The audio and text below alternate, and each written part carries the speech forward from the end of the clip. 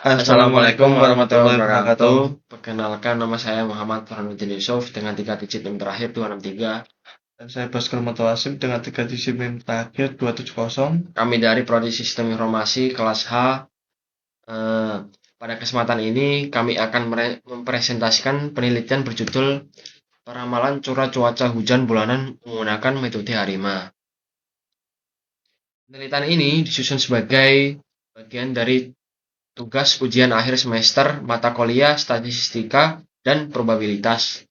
Fokus utama penelitian ini bukan pada prediksi cuaca secara operasional, melainkan pada penerapan konsep analisis deret waktu menggunakan metode ARIMA terhadap data curah hujan bulanan. Dengan kata lain, penelitian ini lebih menekankan pada proses analisis statistiknya, mulai dari pengujian stasioner hingga evaluasi kelayakan model. Nah, selanjutnya saya akan menjelaskan bagian latar belakang. Curah hujan merupakan salah satu variabel iklim yang sangat penting karena berdampak pada berbagai sektor, seperti pertanian, pengelola sumber daya air, dan mitigasi bencana. Data curah hujan dicatat secara berskala berdasarkan waktu, misalnya bulanan atau tahunan, sehingga termasuk ke dalam data deret waktu atau time series.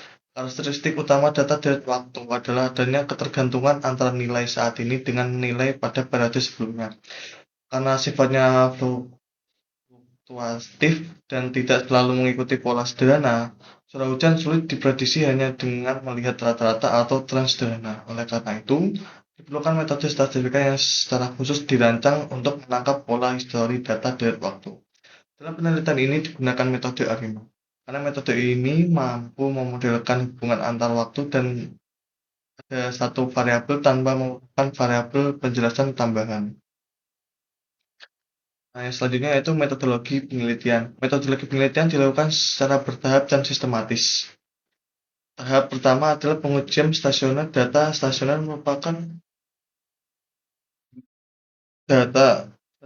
salah asumsi penting dalam pemodelan ARIMA, karena model ini mengasumsikan bahwa rata-rata dan varians data bersifat konstan dan dari waktu ke waktu.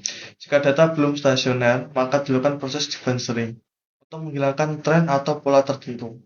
Setelah data stasioner, dilakukan identifikasi model menggunakan Graphic Autocorrelation Function atau ACF dan Particle Autocorrelation Function atau PACF.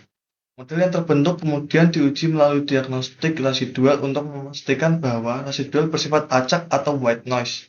Jika model memenuhi asumsi tersebut, maka model dapat digunakan untuk peramalan jangka pendek. Yang selanjutnya yaitu uji stasioner. Pada slide ini ditampilkan grafik data setelah dilakukan differencing order pertama.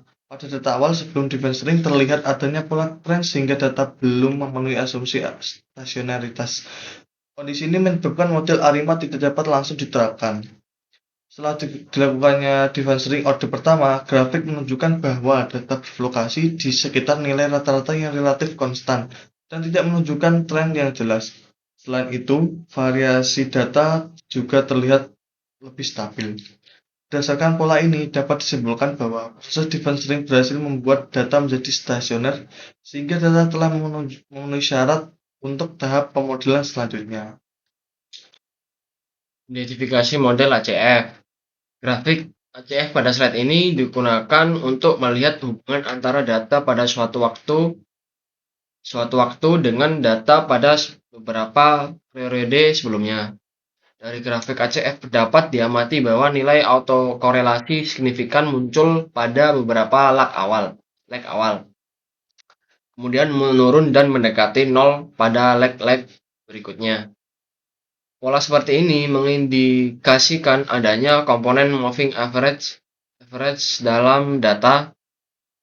Informasi dari grafik ACF ini tidak langsung menentukan model secara pasti, tetapi berfungsi sebagai petunjuk awal dalam menentukan order moving average yang sesuai. Identifikasi model PACF. Selanjutnya, grafik PACF digunakan untuk melihat pengaruh langsung dari suatu lag terhadap nilai saat ini setelah menghilangkan pengaruh lag sebelumnya. Dari grafik PACF, terlihat bahwa autokorelasi parsial signifikan pada lag awal dan kemudian menurun. Pola ini mengindikasikan adanya komponen autogresif dengan OD tertentu.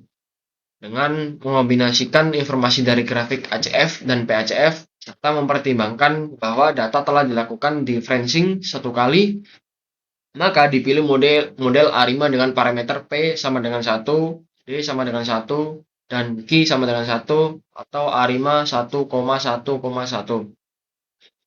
Model ini dipilih bukan karena dianggap paling sempurna, tetapi karena paling sesuai dan memadai berdasarkan pola yang ditunjukkan oleh data. Setelah model ARIMA 1,1,1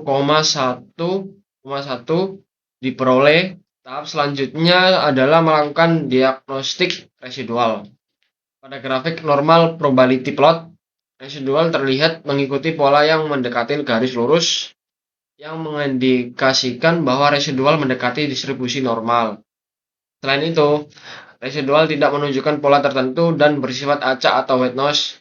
Hal ini penting karena menunjukkan bahwa informasi dalam data telah cukup dijelaskan oleh model, dan tidak ada pola sistematis yang tersisa pada residual. Dengan demikian, model ARIMA 1,1,1 dapat dikatakan memenuhi asumsi dasar dan layak digunakan untuk peramalan. Nah, mulainya berdasarkan hasil analisis yang telah dilakukan, dapat disimpulkan bahwa data curah hujan awal yang tidak stasioner berhasil distasioner melalui proses differential order pertama.